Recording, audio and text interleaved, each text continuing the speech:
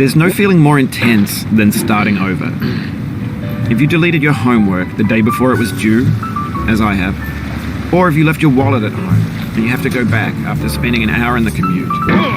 If you won some money at the casino and then put all your winnings on red but it came up black. If you got your best shirt dry cleaned before a wedding and then immediately dropped food on it. If you won an argument with a friend and then later discovered that they just returned to their original view. Starting over is harder than starting up. If you're not ready for that, like if you've already had a bad day, then what you're about to go through might be too much. Feel free to go away and come back. I'll be here.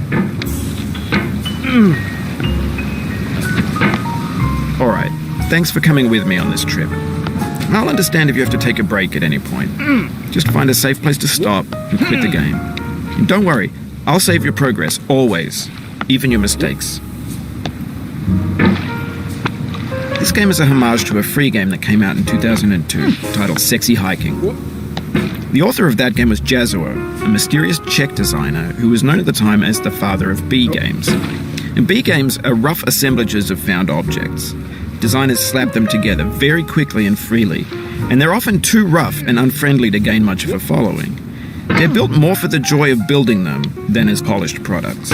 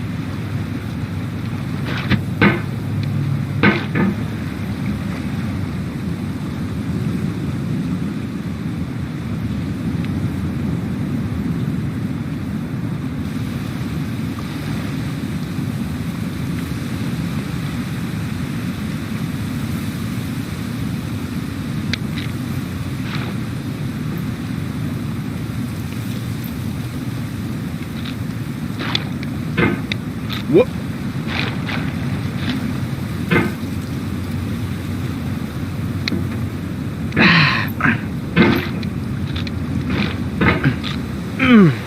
In a certain way, Sexy Hiking is the perfect embodiment of a B game.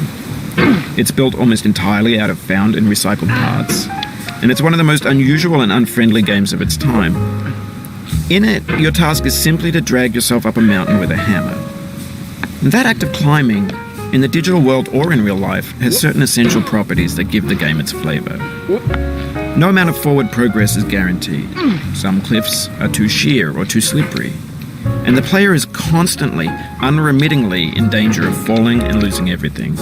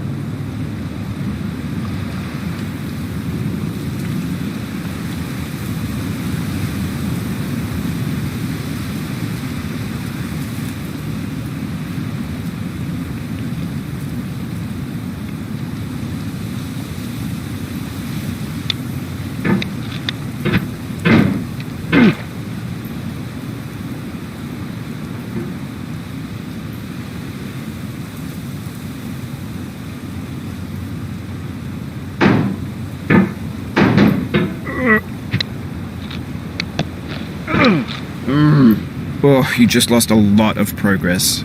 That's a deep frustration, a real punch in the gut. Whoop. Whoop. Whoop.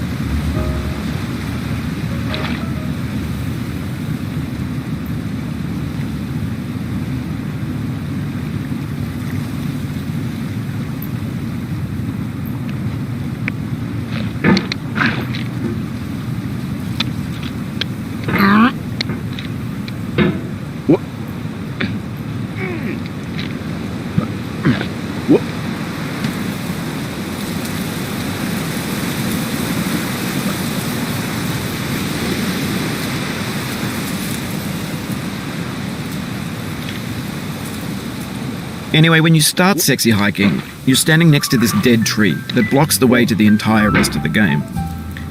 It might take you an hour to get over that tree, and a lot of people never got past it. You prod and you poke at it, exploring the limits of your reach and your strength, trying to find a way up and over. And there's a sense of truth in that lack of compromise.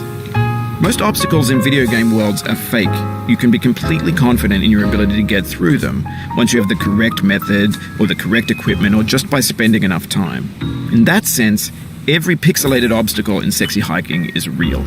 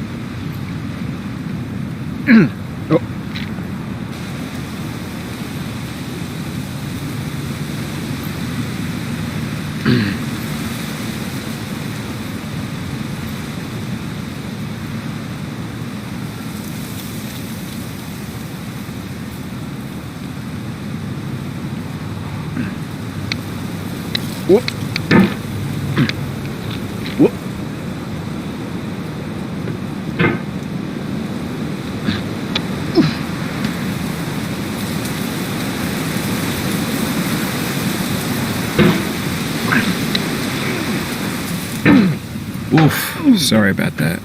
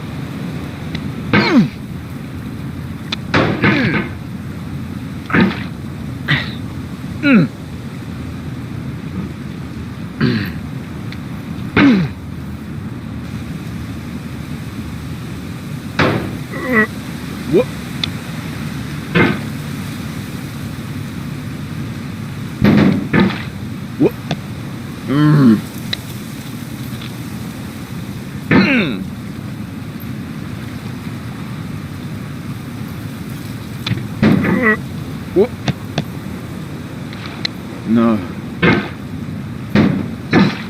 Whoop. Oh.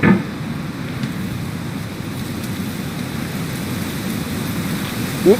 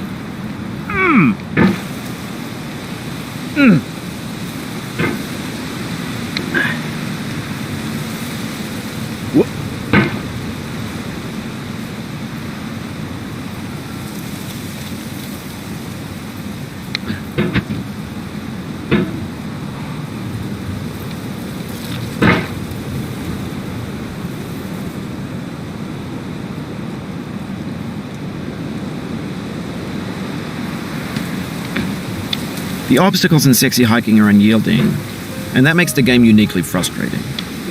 But I'm not sure Jazzuo intended to make a frustrating game.